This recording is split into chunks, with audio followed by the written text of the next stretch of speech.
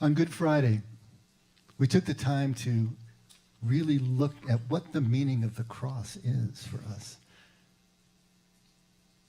And if we just look at it as a mechanism for appeasing an angry God, if we look at it just as a way of passively coming in under a covering in order to reconnect with our God, we're missing so much of what Good Friday has to offer. And if we only look at the cross as that mechanism, it says something about the nature of this God that we're trying to follow and serve, the nature of the love that he has for us, as if it could be turned off or on depending on our performance. Jesus is telling us about a different kind of love constantly, a love that has no degree, a love that is completely indiscriminate. No matter what time we come to the job, we all get paid the same at the end of the day.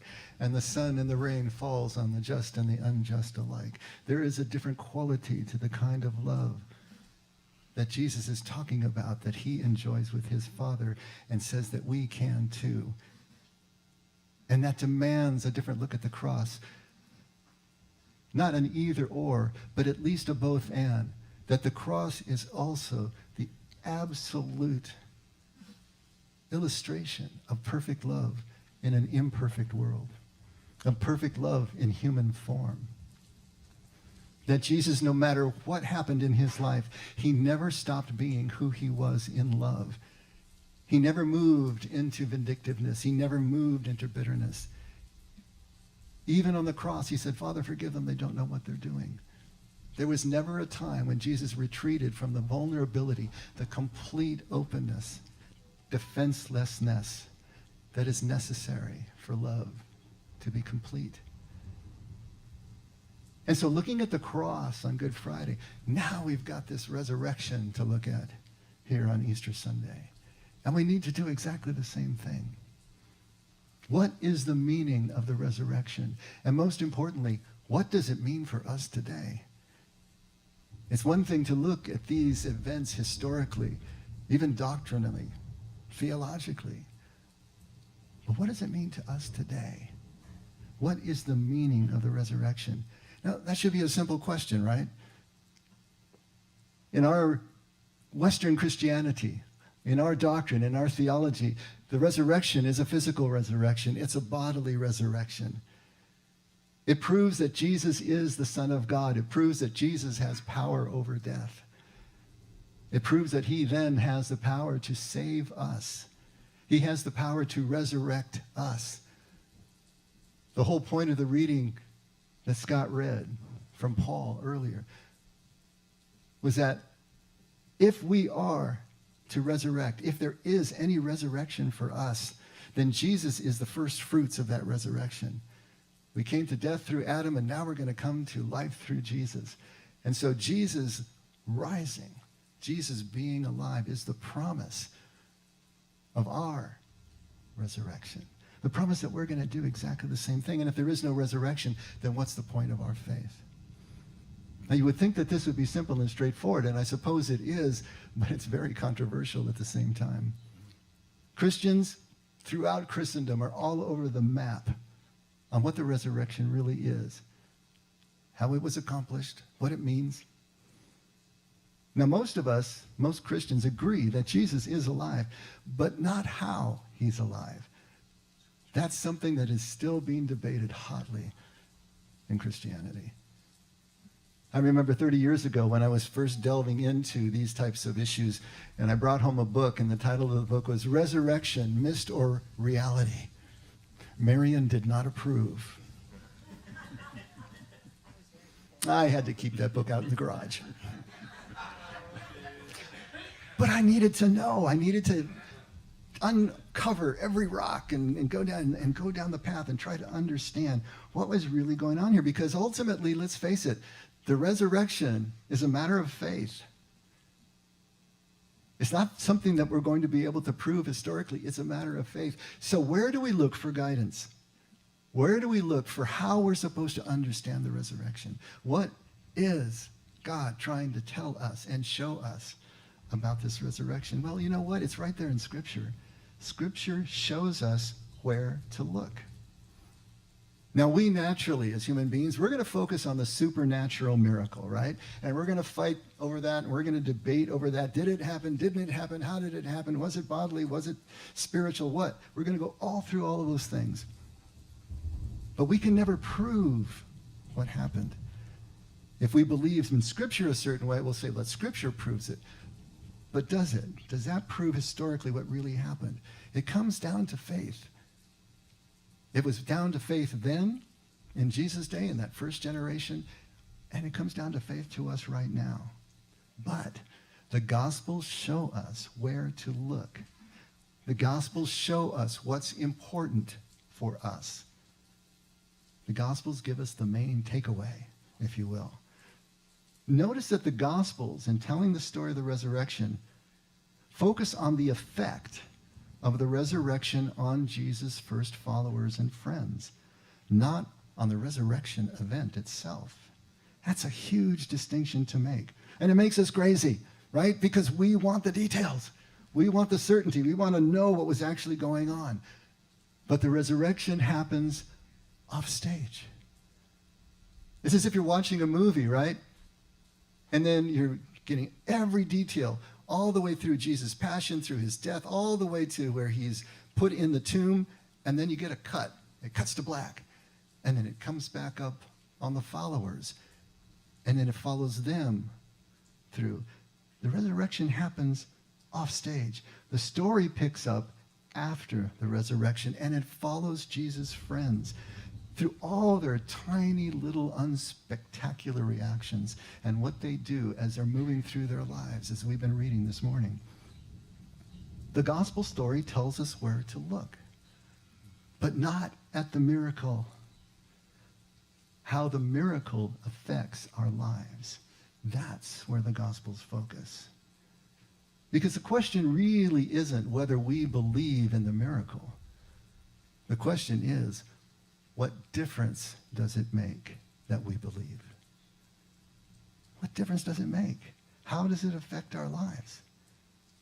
What can Jesus' friends' reactions teach us about ourselves, about our faith, about the way that we proceed through our lives? It's always been fascinating to me. I don't know if it was fascinating to you, but it's always been fascinating to me that no one recognizes Jesus in his risen state.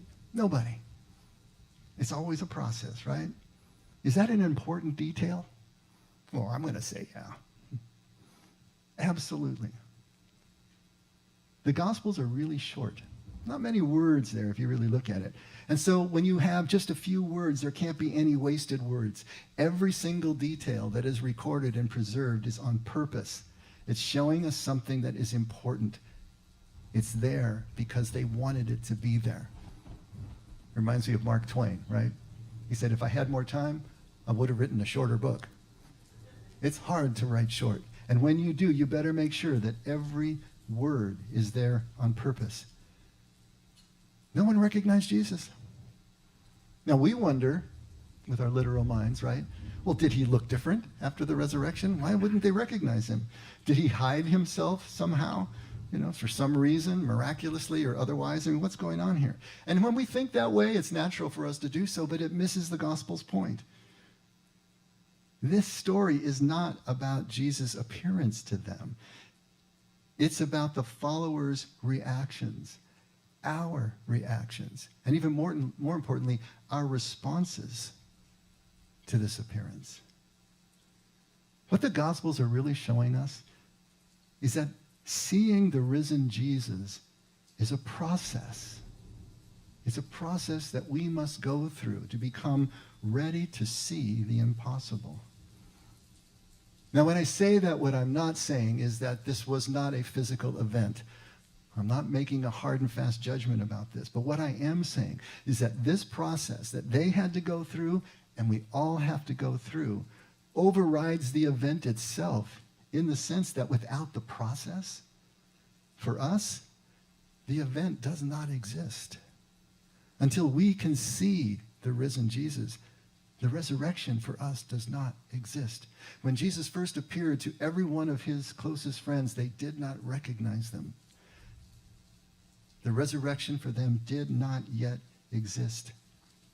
What the Gospels are showing us is that we need to go beyond physical seeing and engage in a spiritual process of becoming ready to grow new eyes, as Jesus was always talking about. New eyes, new ears, right? And this process that we go through is always based in intimacy. I love the Psalms. Taste and see that the Lord is good. Not sit and think as we want to do. It's taste and see. There is nothing more intimate than putting something in your mouth and ingesting it. That's the most intimate thing that we do. It's the closest thing. It's the most vulnerable thing that we ever do.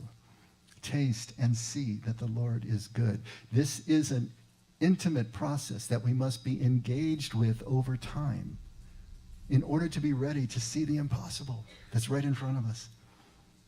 The follow's first reactions show us this. Mary in red. Mary at the tomb. She sees Jesus. She thinks he's the gardener. She's angry with him because he's telling her, asking her questions. And it's not until she hears him call her name, Miriam, as she must have heard it 1,000 times over.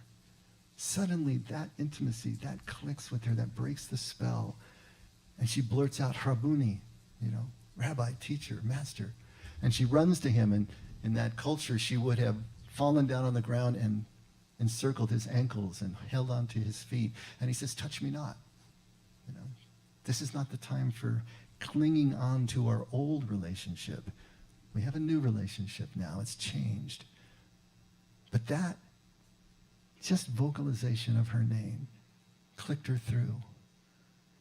When Clofa was walking along the road to Emmaus, which is about 7 miles from Jerusalem, going home after all of the events of Passion Week, he and his companion are joined by a stranger. And they're talking about all the things that happened, and he's talking about his theology, and he's talking about all of these issues, and they have no idea who it is they're talking with all the time that they're walking. And when they get to Emmaus, he pretends that he needs to go on further, and they beg him and finally convince him to have dinner with them. And when he breaks that bread, the spell is broken, as he had done innumerable times with them every time that they ate. That simple gesture, that intimate, familiar gesture breaks the spell, and they're moving through. When Jason read about the scene in the boat, can't find any fish. Jesus says, throw the nets on the other side, and the fish come up. It's at that moment, suddenly, they realize who it is that's on the beach calling to them. And of course, Kepha jumps in the water and swims to shore before anybody else can get there. And what's Jesus doing? He's down on his haunches, tending the fire and cooking breakfast. The simplest thing in the world. The process for growing new eyes to be able to see the impossible is going to lead us through this valley of vulnerability and intimacy. There is no way around it. This is how we go. Each encounter, it's the smallest, most intimate gesture that breaks the spell. It's like those annoying identity security questions that you're asked online, right? What was your third grade teacher? What was the first pet that you ever had? I don't know. When did you get the measles? All those silly questions, but nobody else is going to know them except you. That proves your identity. Like in a movie, two people are trying to prove each other's identity because somebody had amnesia. Who knows what the crazy plot was? Yeah, do you remember the place that we went and what you ordered when we did this? And it's going to be the intimate deals, not the broad outlines, not the big accomplishments that everybody knows about. That's how we're going to understand that this really is the person that we're seeing. We only really know who someone is after we experience those intimate details. That's the way we really know and trust another person. Gospels are showing us Jesus' friends' process of re-experiencing intimacy with him after they thought that he was gone. A process of re-experiencing this and proving his identity to them, for themselves, not for anybody else, but for themselves. We can't prove this to anyone else. We can only prove it to ourselves. We can become convinced, but there's not the certainty that can be then laid out for all the people. Each one of us needs to go through this process ourselves. And we do too. It's the same with us. The meaning of the resurrection is not out there someplace for us to try to understand. It's not an event that is separated by time in history or in theology or doctrine. We're not going to find it there. It is literally within us, just as the kingdom is, just what Jesus has been telling us. It's within us in those most intimate details of our lives, of our relationships. It's a process of letting the intimate experience convince us beyond our intellect, all the way to trust in the impossible. Because without trust, we don't change.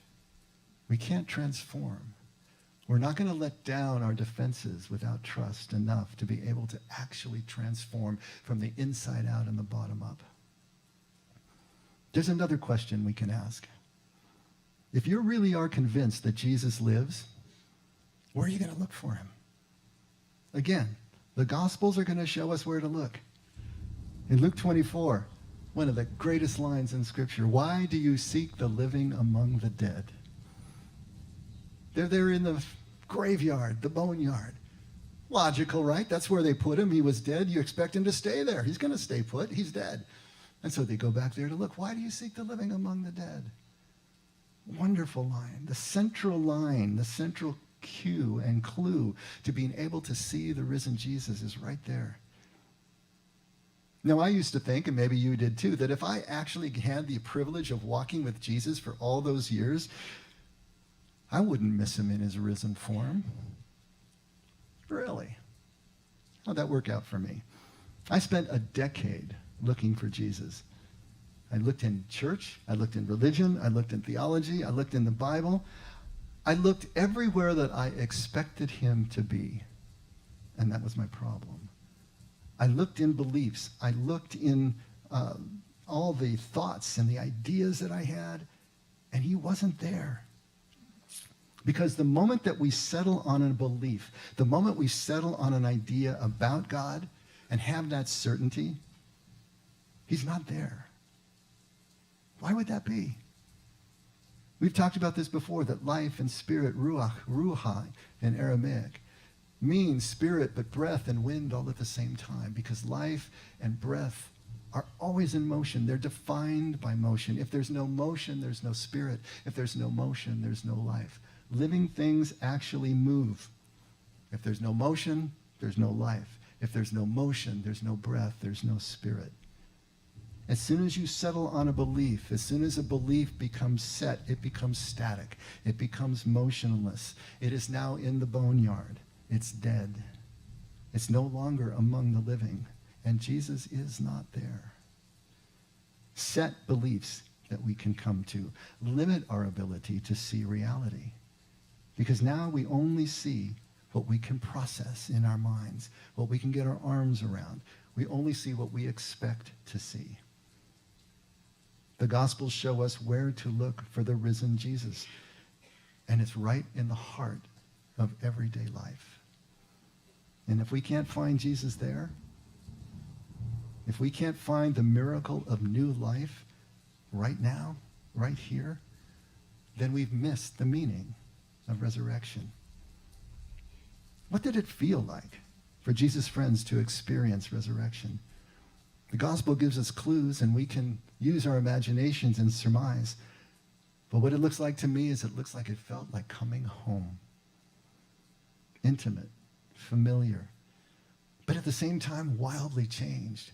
After all, Jesus apparently could walk through walls, right? He just appeared in locked rooms. So things were different, but they were also intimately the same. There was that identity that they knew, but now it's changed, but it's still the same.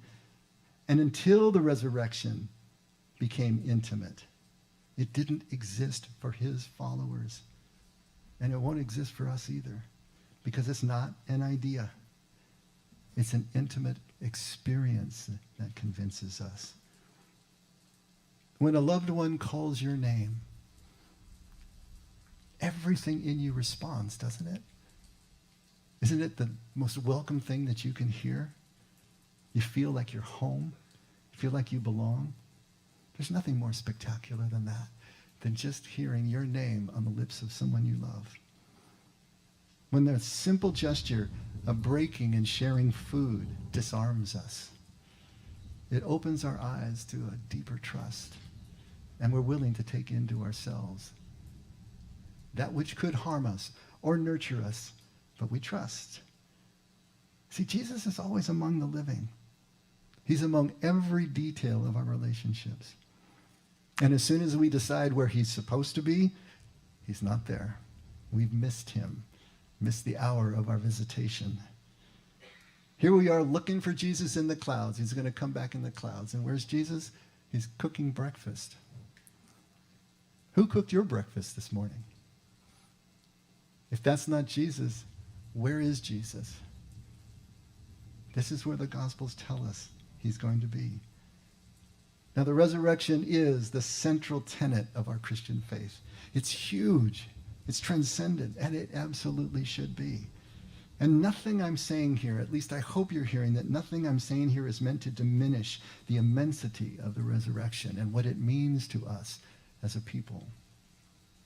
But as long as it remains only a huge theological concept, and especially one that we're still debating, then it hasn't affected us intimately. Jesus sees his Father in every intimate detail of his life. He's always talking about the birds. Peter, look at the birds. Look at those flowers. Look at those lilies. Everything in him and everything that he sees is sacred. And he sees his Father there. He called that kingdom the quality of life that we can have right here and right now when we see God everywhere, when we see that new life everywhere. His friends couldn't see that he had risen until they saw him in every detail of their lives. And neither will we.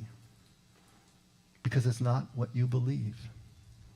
It's what difference it makes in your life that you believe. We find the risen and living Lord in each face that we encounter, in each embrace, or not at all. Jesus is always in motion, our motion. He's always among the living. That's us.